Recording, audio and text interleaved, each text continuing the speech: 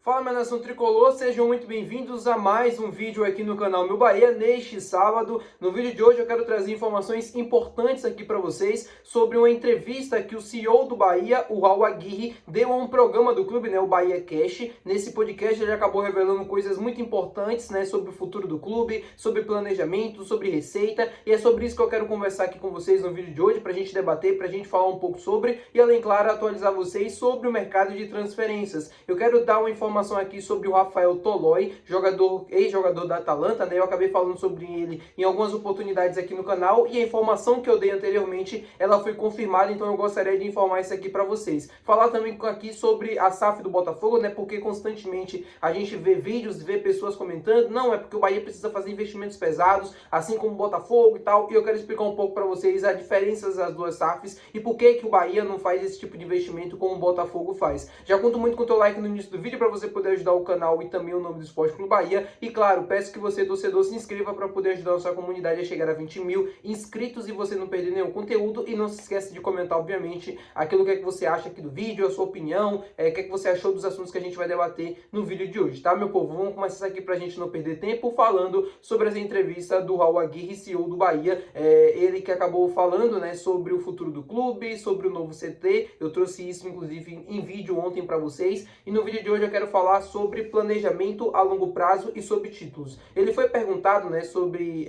a possibilidade do Bahia conquistar títulos, quando é que essa realidade, pós-investimentos, iria acontecer, quando o clube poderia estar em um patamar hoje que o torcedor deseja, que é de fato conquistar títulos, estar no topo e tal. E ele falou que é uma escalada, e é algo parecido com o que a gente já vem falando com esse tipo de discurso. O torcedor do Bahia precisa se acostumar e entender que é um processo, mas óbvio que existe também a cobrança a curto prazo para que esses resultados aconteçam. A gente não pode normalizar fracassos, porque o Bahia é um clube grande e hoje o Bahia dá condições, tanto para o treinador quanto para o elenco de uma forma geral, poderem trabalhar bem e poderem fazer o mínimo que deve ser feito. Óbvio que a gente não vai esperar que o Bahia seja campeão brasileiro da Libertadores no mesmo ano, mas o mínimo que é estar brigando, está ali constantemente na parte de cima da tabela, está constantemente lutando por uma vaga na Libertadores, por uma classificação para a próxima fase, enfim, esse tipo de coisa que deve acontecer. E aí ele falou sobre constância, e é algo que o torcedor também, eu sinto que tem muita dificuldade de entender. O clube está num momento de crescente, o Bahia está num momento de cada vez mais aumentando a receita. Esse ano o próprio Raul Aguirre falou que espera que o Bahia tenha mais de 400 milhões de receita ao final da temporada. No ano que vem, provavelmente vai ser muito mais. E aí, ano após ano, esse valor vai aumentando, vai aumentando, vai aumentando, até que o clube consiga ser autossustentável, que é uma coisa que a SAF está tentando implementar no Bahia desde que ela chegou, para poder fazer com que o clube tenha mais poder de investimento e também consiga não ficar apenas no vermelho. O Bahia faz muito investimentos em contratações, em infraestrutura e tudo mais, só que ainda não consegue gerar esse valor. O valor de gasto não acompanha o valor de lucro. Obviamente, o clube acaba ficando no vermelho. Então, a ideia é fazer com que o time seja autossustentável, a partir disso ter um elenco forte a cada ano e se manter na parte de cima da tabela com constância. Esse é o caminho que o Raul Aguirre traçou para que o clube pudesse estar sempre no topo, constância. Se o Bahia consegue ano após ano se manter entre o sexto, quinto, quarto, terceiro colocado, ano após ano o clube vai estar cada vez mais perto de conseguir chegar ao topo. E aí ele fala uma coisa que é muito importante de destacar.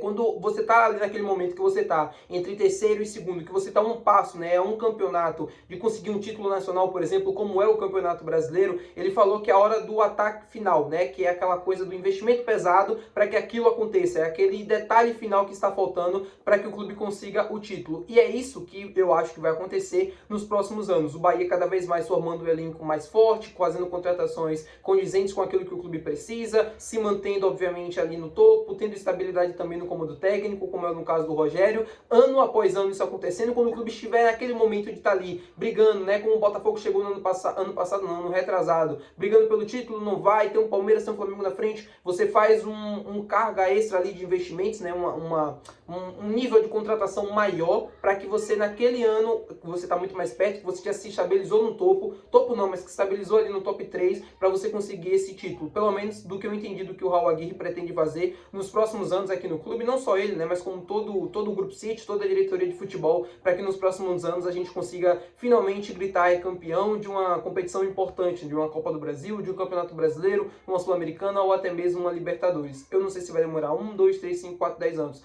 mas eu tenho certeza que vai acontecer pelo meu conhecimento em futebol, por tudo que eu acompanho, do que está sendo feito por trás, que às vezes você, torcedor, não tem a ciência, não tem a informação exata. Eu tenho certeza que esse momento vai acontecer e pode demorar mais do que está previsto, pode demorar menos, mas vai acontecer. Óbvio, o torcedor não tem paciência, o torcedor é razão, eu também sou torcedor, eu também sou assim, mas é importante destacar isso, que vai acontecer em algum momento. Falar agora com vocês sobre o mercado de transferências, quero falar sobre duas situações. Primeiro, sobre Rafael Tolói e depois sobre o atacante Arthur Cabral, que está indo para o Botafogo, e aí eu vou explicar um pouco mais porque que eu estou falando dele. Sobre Rafael Tolói, jogador que saiu da Atalanta no final da temporada europeia, né, dessa temporada, e eu trouxe aqui no canal informação, olha, ele está livre no mercado, os empresários estão recebendo alguns contatos de clubes brasileiros, provavelmente ele vai para o futebol brasileiro, a ideia pelo menos é essa, e aí dentro do futebol brasileiro que ele vá para uma grande equipe e tal, dispute a titularidade, mas consiga estar em uma grande equipe, consiga estar disputando grandes jogos. A ideia dos empresários, dos agentes do Rafael Tolói, do staff dele é justamente essa. E aí, recentemente, agora a gente viu a informação de que o Rafael Tolói está negociando uma volta ao São Paulo, ao futebol brasileiro, mas especialmente ao São Paulo. Meu povo, eu falo para vocês sempre, eu tenho um contato, assim, eu busco informações, converso com pessoas de vários lugares do Brasil, eu sempre tento estar antenado a todas as informações, a todos os clubes, e se eu falei do Rafael Tolói aqui, é porque era uma oportunidade. Talvez o salário pudesse ser mais alto do que o Bahia estava disposto a pagar, talvez o perfil, né, um jogador mais de 34 anos, não é aquilo que o clube busca nesse momento, talvez não é a ideia para você trazer um jogador assim, não se encaixa perfeitamente no estilo mesmo ali de convivência e tal, vários fatores que podem implicar essa vinda do Rafael Tolói, mas que era uma baita oportunidade, na minha opinião, era um jogador livre no mercado, boa saída de jogo, experiente, cara muito bom, acima da média, seleção italiana, inclusive, eu gostaria muito de ver por aqui, mas infelizmente, né, provavelmente o destino dele deve ser o São Paulo e o Bahia não se movimentou e nem buscou informações, nem nada do tipo, que pudesse concretizar uma informação, tá? Só para atualizar vocês acerca desse nome que eu trouxe aqui no canal, que seria uma oportunidade. Falar agora sobre o Arthur Cabral, jogador que está indo para o Botafogo, repor a saída do Igor Jesus, que deixou o clube, né, rumo ao Nottingham Forest. E aí, eu estava acompanhando essa negociação, eu estava acompanhando o desfecho final dela, e eu vi que o Arthur Cabral está indo com o Botafogo, mas tem um acordo com o clube carioca, que depois de um ano que ele se transferiu para o Botafogo, ou seja, em 2026, em junho de 2026, ele já pode ir para o Lyon da França. Ele tem um acordo para deixar o Botafogo e ir para o Lyon da França.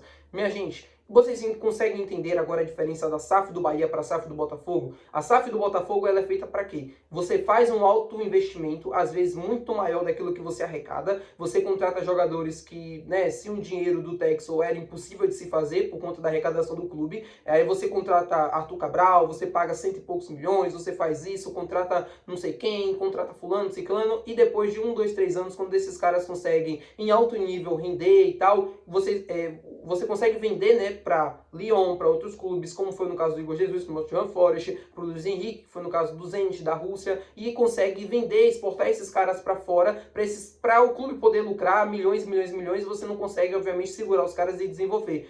O foco da SAF do Botafogo é feito no investimento, e não tá errado, tá? Cada um tem seu modo de fazer, é um clube empresa, tem que fazer dinheiro, só que cada um escolhe fazer dinheiro de uma forma. A forma do Texel, a forma do Botafogo, é você investir, atrair grandes jogadores para o futebol brasileiro, para o Botafogo, que é uma camisa pesada, numa cidade que é, assim, midiaticamente falando, né, bem centralizada. Aí você atrai esses atletas, vem para cá para o Brasil, para o Botafogo, disputam na parte de cima da tabela ali, Campeonato Brasileiro, Libertadores, 1, 2 anos, depois são vendidos quando conseguem estourar e se valorizar bastante, o clube arrecada, e aí vem outro jogador e acontece a mesma coisa. O Lyon é uma porta, né, para essa Europa, para esse caminho para a Europa, para os jogadores pudessem, né, jogar lá, e aí conseguem jogar 1, 2 anos, aí se não conseguir tão bem, volta às vezes para o futebol brasileiro, depois sai para outro caminho, enfim, é um ciclo sem fim, a gente já sabe muito bem como funciona, e é por isso que o Bahia não faz esses investimentos, porque o clube não arrecada isso. Como eu falei, cada um tem a forma de se fazer futebol, a forma do Botafogo é essa. Se você